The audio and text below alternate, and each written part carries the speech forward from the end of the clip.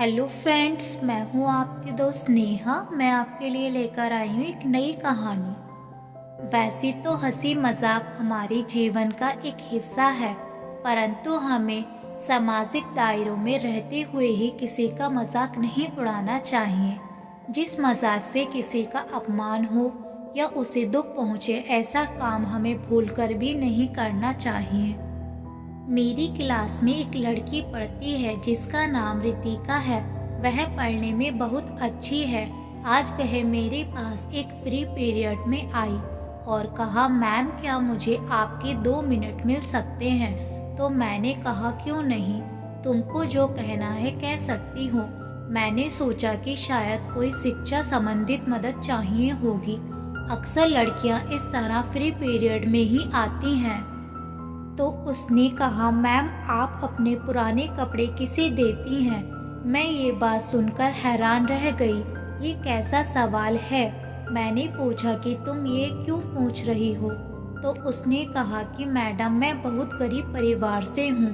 मेरे साथ पढ़ने वाली लड़कियाँ बहुत अमीर परिवार से हैं और वे हर दिन मेरे कपड़ों का मजाक उड़ाती हैं। मैं अपनी पढ़ाई ही बहुत मुश्किल से कर पा रही हूँ। घर से बहुत मुश्किल से खर्च मिलता है पढ़ाई के लिए। अपने लिए नए कपड़े कहाँ से ले पाऊंगी? मैंने सुना है आपकी जल्द ही शादी होने वाली है। आप अपने पुराने कपड़े किसी न किसी को तो देंगी, फिर मुझे ही कुछ पुराने कपड़े दे दो। इस बात को सुनकर मैंने पहली बार उसके कपड़ों की तरफ देखा, जो वास्तव में पुराने थे लेकिन ठीक ढंग से इस्त्री करके पहने हुए थी। उसकी बात से मेरा हृदय अत्यंत भावुक हो गया और मन ही मन में सागर में तूफान सा आ गया और ऐसा प्रतीत हुआ कि मैं खुद ही उसमें डूब जाऊंगी। और मैंने नम आंखों से रितिका को अपने गले से लगा लिया। अगले दिन मैंने रितिका के लिए नए कपड़े लिए और उसके घर की तरफ चल दी, जहां उसे कुछ कपड़े दिए। उसके चेहरे की खुशी मैं जिंदगी भर नहीं भूल सकती।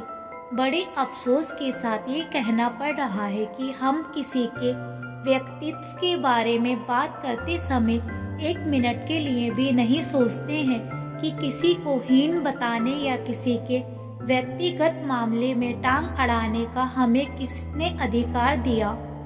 अगर कोई अमीर है और उसके पास ईश्वर का दिया सब कुछ है, तो हमें ये अधिकार है कि हम जिसे चाहें उसे अपमानित करें। क्या हमारे हृदय में ईश्वर का कोई भय नहीं है? कोई भी इंसान अपनी मर्जी से गरीब नहीं होता। कुछ लोग जन्म से ही अमीर होते हैं, वही कुछ लोग अपनी मेहनत से पैसा कमाते हैं। कुछ लोग भी ऐसे होते हैं जो बहुत मेहनत करने के बाद भी गरीब ही रह जाते हैं। गरीब इंसान मेहनत मजदूरी करता है और अपने परिवार को पालता है। वह किसी से उम्मीद भी नहीं रखता है और अपने आत्मसम्मान को बचाते हुए जीवन जीता है। इसलिए हमें कभी भी किसी गरीब इंसान का मजाक नहीं उड़ाना चाहिए। दोस्तों, अगर आपको गरीब लड़की की कहानी अच्छी लगी हो तो हमारे चैनल को सब्सक्राइब, लाइक, शेयर करना ना भूलें। फिर मिलेंगे एक नई कहानी के साथ।